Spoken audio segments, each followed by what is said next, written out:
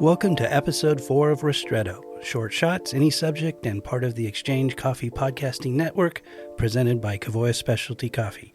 In this episode, recorded at SCA Portland in 2023, Howard Barwick, Senior Trader for Kavoya UK, talks with friend and colleague Catalina Gonzalez, Sustainability and Specialty Manager for OFI in Colombia. Howard? My name's Howard Barwick. I work for Kavoya Specialty Coffee in Europe, and I'm here with my colleague Catalina. Catalina.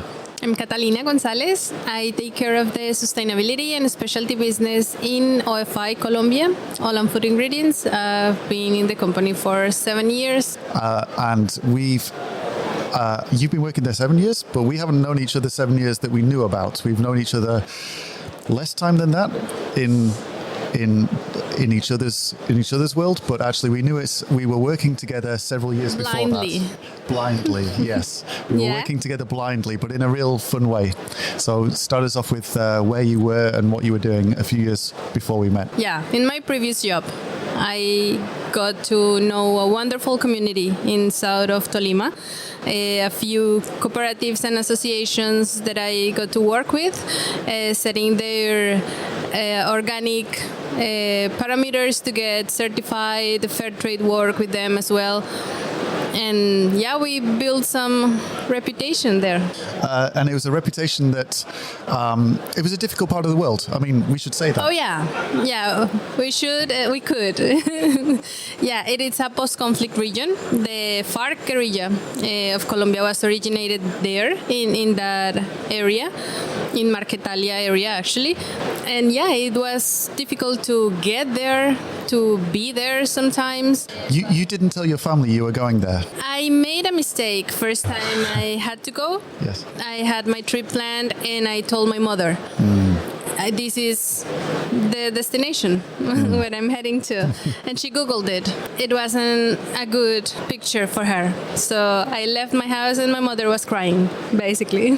And I mean, I'm not going to fast forward just yet, but I mean, it's when we visited that region some years later, again, it was quite incredible, the change and the difference that it had made. But that was built on projects that you were doing. That was built on the way in which that region recovered. And I think that's in no small part just to those what are maybe individual efforts, but they multiplied and multiplied and multiplied. And that region has become what it is today. And it's still not a region that's free of all trouble, but it's a much transformed situation. Absolutely.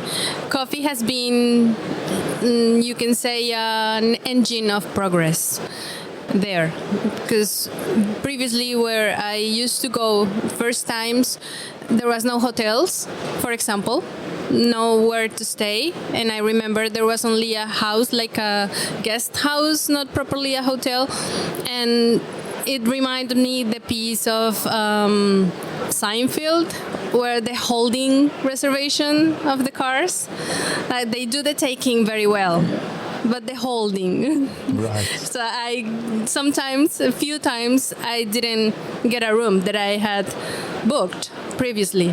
So I had to call my farmer friends, actually, and tell them, it's 1 a.m. I have no place to go. Could you please host me in your house? And their wives, their daughters, sons, they would really receive me with open arms. So great memories. It wasn't the ideal situation by that time.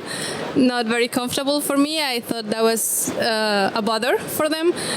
But eventually it became valuable and really good for our relationship. Yeah. And that relationship burgeoned into the coffees being exportable and being available, and the way in which we started working together without knowing it was when you had trained these farmer groups and some of the first exports into Europe, or the evidence that this was going to an exporter on the continent, and I was in need of a new profile of Colombian coffee at that time, and I had put together a request for information, something of a triage and a real request and a want for this new coffee, this new profile. I'm pretty sure I wanted it from Wheeler or Tolima, somewhere like that. I was pretty sure I wanted that, and there were various things I needed, such as the specific certifications, but the opportunity for something to grow and the opportunity for something around this, not particularly because of the post-conflict region, but just with the a opportunity. story. With a story, yes, but great coffees make their own stories, but this one just happens to be that much deeper. But fundamentally, it was just picked on the cupping table. It was picked on merit. It was picked blind in the sense of I didn't know those individual coffees. I didn't know that, and that was very purposeful. And when I went to that one, I knew it was that one. And that sounds like a made-up thing, but I knew that was fulfilled what I wanted.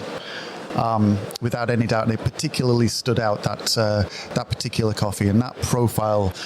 So if I described it, it would be chocolate and apples and jammy, rounded, plum, and delicious. Yeah, again, so you know the profile again because we've now worked on it so many years subsequently and refined it. But it really hit what I needed at that point. I then bought that coffee. You were exporting that coffee. We had a mutual friend involved, a mutual friend who told me once that she set you up on a blind date and all kinds of things that were different. Not your husband. Didn't went well. No, it didn't go well. Thank God. But all kinds of real human aspects to this. And part of that was you moving on then to Olam. Yeah. Then I really get to know the region even better. Like to see the bigger impact that is behind a relationship like that. So we were directly present, like almost from the start, since I joined. Back in 2016, ending 2016, we opened our first warehouse. Now we have two in Planadas, and nobody is. That has a huge value for me because we are the only exporter directly present in the territory, like not trading on the phone, not asking farmers to come to the nearest city.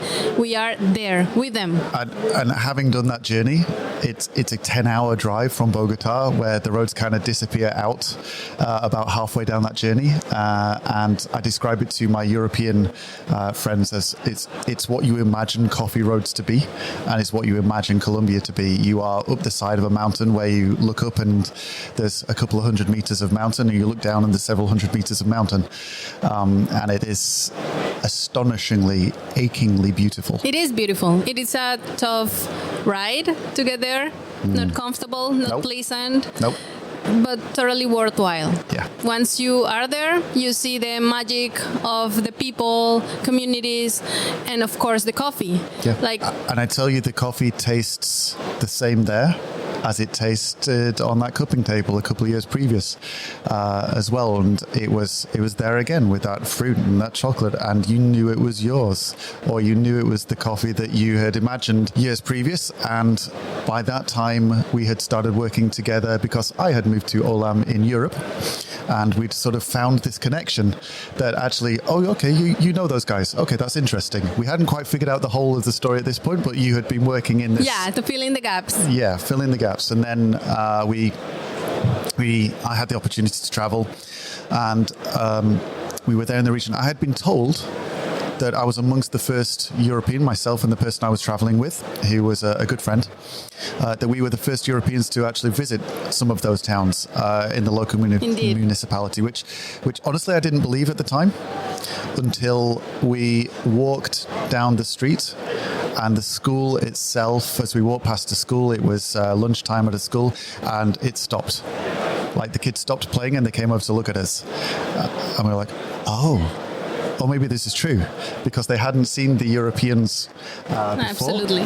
And we carried on to the mill. We gave some presentations. We cupped some coffee, and we tasted that coffee again. And we tasted some other things that they'd been working on. But again, there was still that coffee of with the jamminess, the chocolate, the apple, and the plum that just really was so obvious. Again, it was our coffee. And we were tasting that, and the kids came in.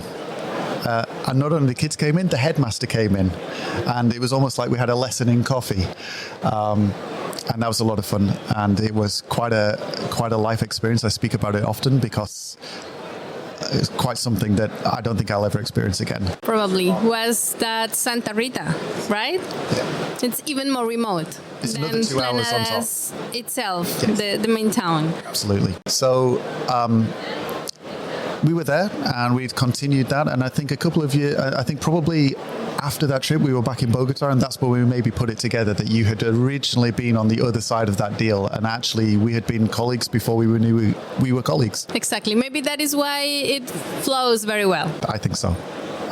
And just today as well, even we're speaking here in Portland at the SCA, but actually just in recent weeks, we've approved some more pre-shipment samples for this coffee to come again. And it is there again. It's the same coffee. It's the profile. Now we've expanded the supply chain and the network and the cluster. We've built some great projects. We built a lot of bridges A lot. there as well. So again, 10 now. 10 actual bridges, Yeah. as well as the metaphorical bridges of the relationships and the working together in something that really is pretty remarkable, Catalina. And I think it goes back to before we knew each other, but it goes back to the work that you did, 10 years ago now. And I want to say thank you, because it's a very important coffee to me, and I know it is to you too. It is indeed. Thank you. Thank you very much. Thank you.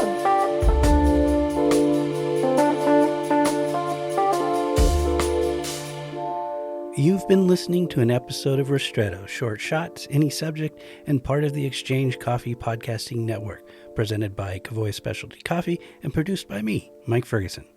Our Ristretto theme music is Espresso Bar by Hans Hofken. You can reach out with comments, questions, thoughts, and ideas at mike.ferguson@cavoya.com. Thanks for listening. Cut.